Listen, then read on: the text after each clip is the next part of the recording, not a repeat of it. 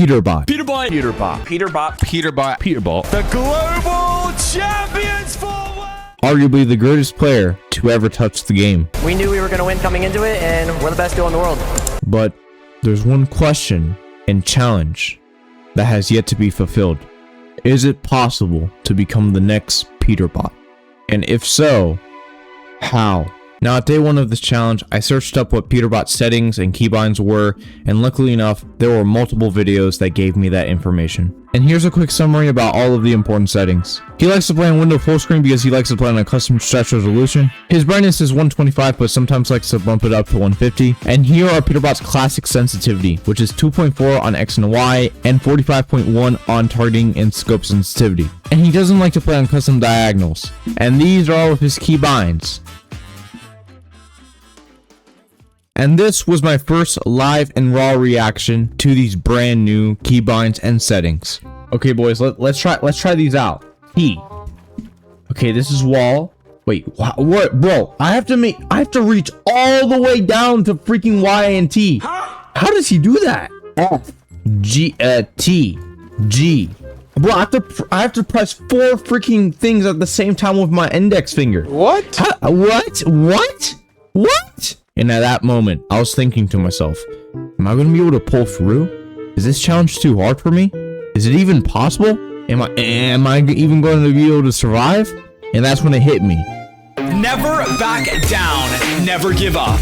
And after deciding not to give up, I decided to search up how Peterbot even uses these keybinds in the first place. And how does he even do it? And then I stumbled across a Reisshub video that perfectly outlined what I was looking for. And then after watching the video, he said this. Now, speaking of Peterbot, his solution to the keyboard movement problem is one that I haven't seen any other pro player do. His build binds are on T, Y, F, and V with his edit bind on G. Now, if you try this, you'll realize this is a massive stretch and it just feels incredibly uncomfortable. But the way that Peterbot achieves this isn't actually by using a traditional WASD setup. To hit these movement keys, Pete uses his little, ring, and middle fingers to press W, A, S, and D instead of the ring, middle, and index. This frees up his index finger to hit all of these buttons as he likes, and there may be some validity to this. So after hearing that, I went back to Fortnite and I started practicing with this brand new technique. And boy, did it make a massive difference. And I started to actually build properly.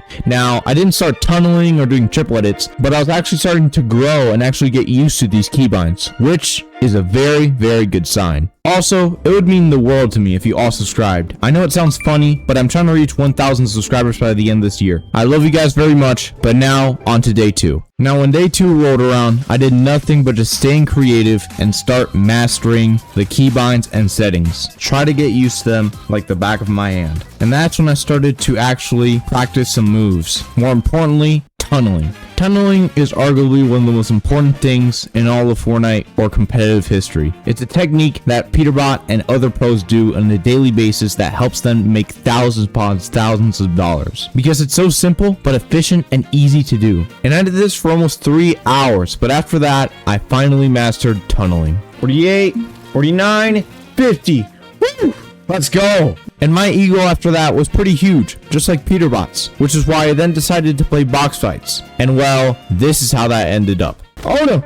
Okay. 100, dang it. Ha! Ah! Oh no. Dang it. Come on. 100. Dang it. Okay, I think you're getting the point. I was getting completely dominated. And after tasting defeat real nice and hard, I knew that I had to improve. And improve a lot. Which is exactly what I did. I knew that if I wanted to become the next Peterbot, I cannot waste my time on anything. No YouTube, no TikTok, no shorts. Nothing. That is how Peterbot is always locked in. He loves nothing else but simply playing the game. And I knew that on day 3, from now on then, I would do nothing else but simply do exactly that. On day 3, I finally mastered tunneling, but that didn't stop me from practicing other techniques. Like for example, sprint 90s and my first ever high wall retake. And then I did something absolutely magical. Oh my god! I just did it! I just did my first double edit! No way! Oh my god, wait, can I do another? Wait, hold up. 3, 2, 1. Oh my god!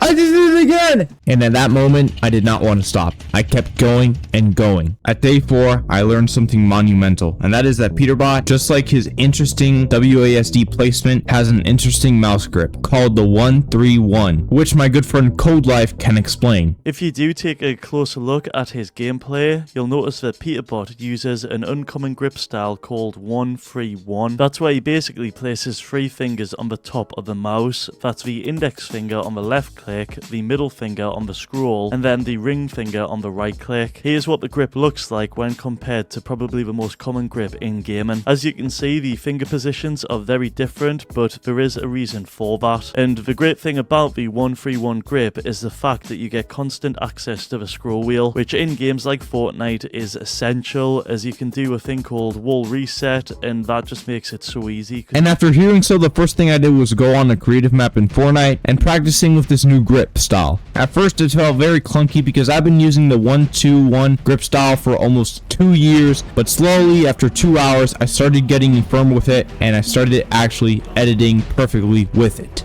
Well, not perfectly, but comfortably. I decided to practice the moves I did yesterday, like the sprint 90s, the retakes, and also the double and even triple edits.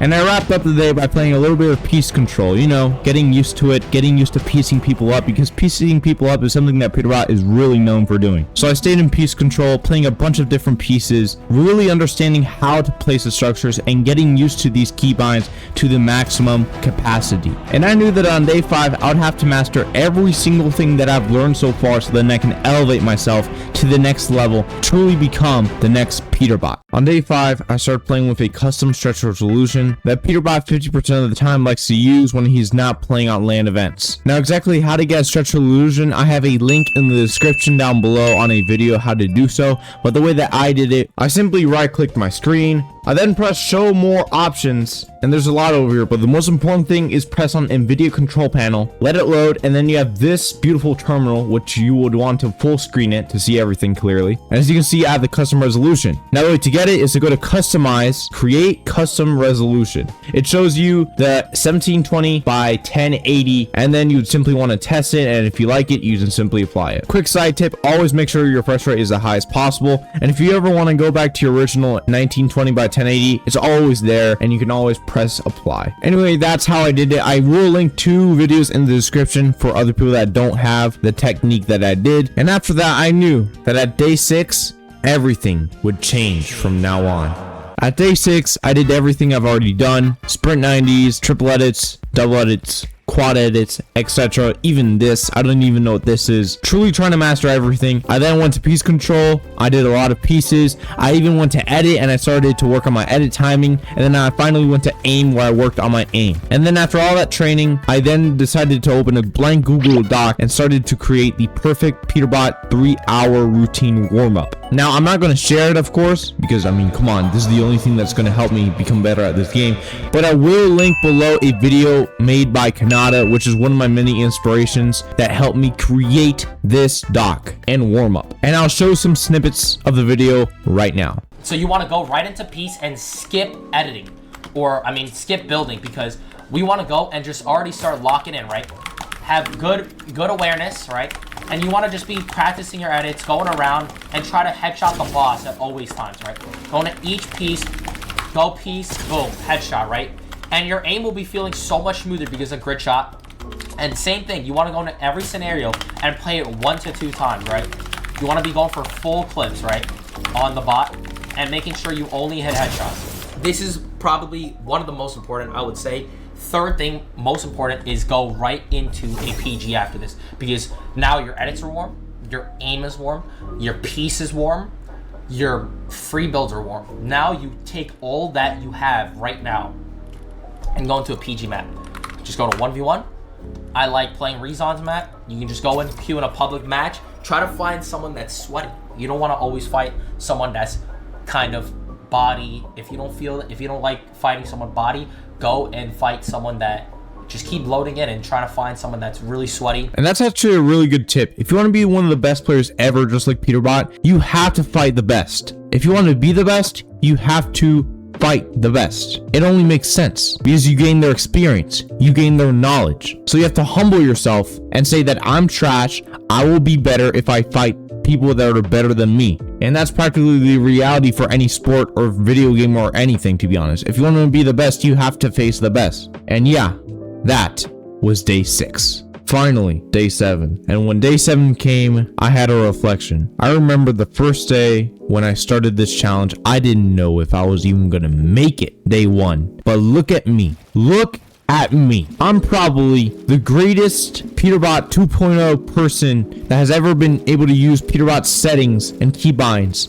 ever. And look at how good I've done. I've looked at so many videos about people using these keybinds, and not a single person has ever reached the level that I have. It's actually insane just how much you can do in 7 days. But that's the thing. 7 days is clearly not enough. 7 days is not enough to become the next Peterbot. I know that the title says that I became unstoppable, that I become the next Peterbot. I clearly did not. I'm not even close to his level. I'm like billions of light years away from his level. And I know that the only way for me to reach his level is to keep going, is to surpass my limits, to go absolutely crazy. And that is what I want to do. I truly want to become the next Peterbot with his keybinds, with his settings, with everything. People say that it is almost impossible to be a pro with his keybinds because his fingers are literally like spiders. But I've proved that wrong in just 7 days. Imagine what 2 years of grinding this game could do with these keybinds. And from now on, I'm going to be making competitive Peterbot / competitive Fidix content where I try to become the greatest competitive player I can possibly become. This challenge has lit something deep inside of me that I never thought would even be possible. This is Fidix, and I'll become Peterbot 2.0.